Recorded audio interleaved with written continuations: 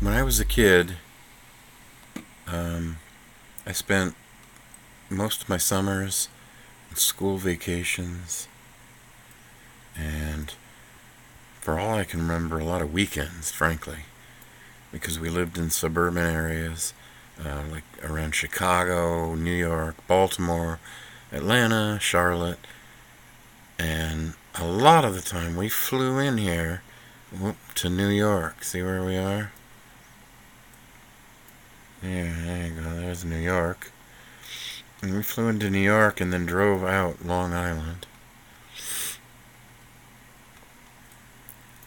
And my mother and I would come here to Shelter Island. See where it is? Boom, boom, boom.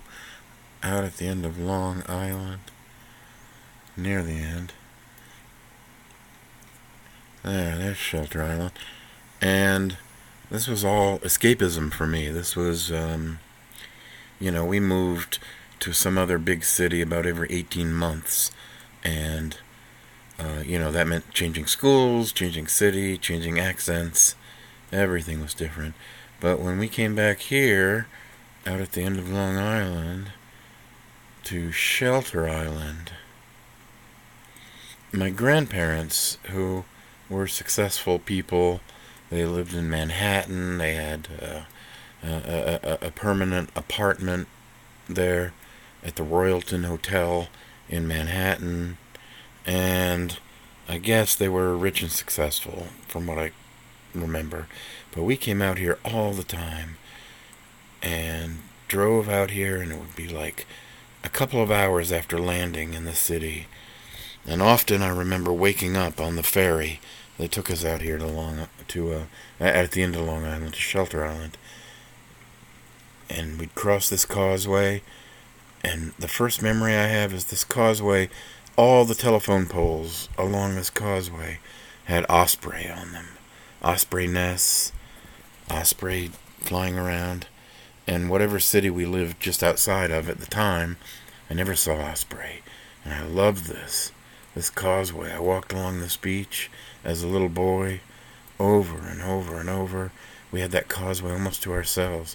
And my grandparents, my mother's parents, had this place. Shelter Island. That house, that is a pool in the middle that draws seawater from the ocean up into the pool, saltwater pool, and that house. And this beach, you can't see it here, but this brown looking stuff is a bluff, and it's very steep, and it's steep down to the beach. This house is sitting up on a bluff overlooking the beach.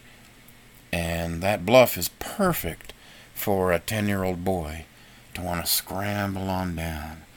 Very rough and rugged and down, steep and down to the beach. And they had the whole beach to themselves. This was our place. I was allowed to go free. This is Google Earth, of course. I was allowed to run free on this whole property, up and down this beach. And I would go way farther up and down. It's all different now. But what got me thinking about this was this rock right in front of the beach. See that?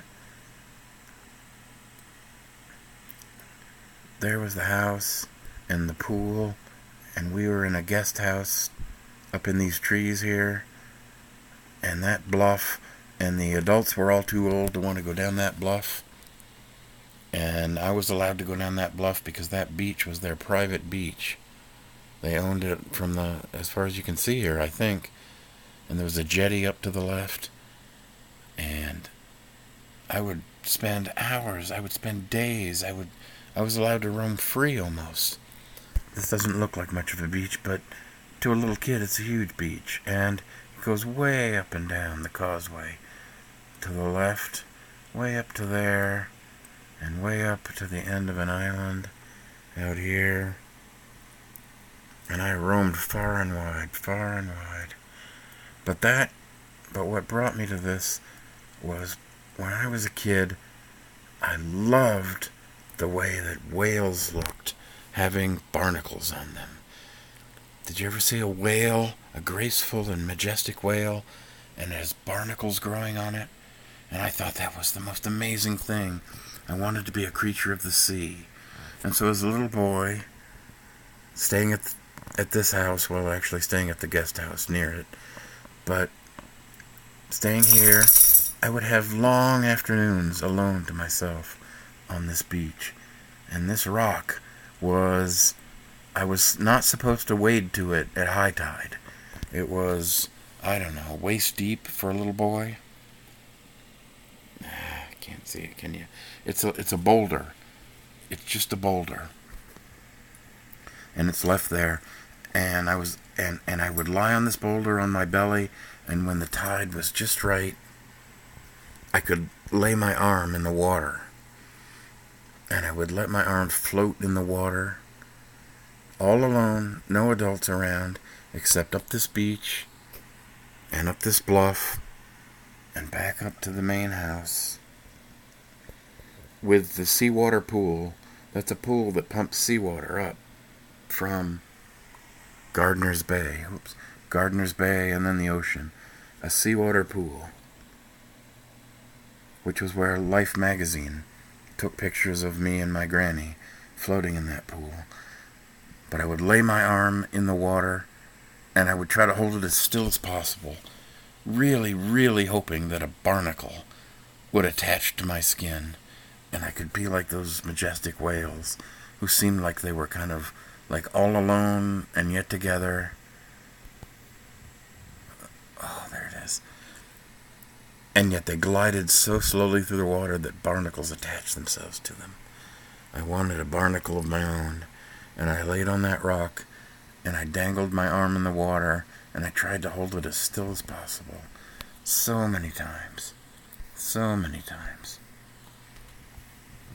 Through the summers, the school vacations, moving every 18 months, new school, new city, new accent, new attempt to be normal, to fit in, and the only place I ever fit in was down here.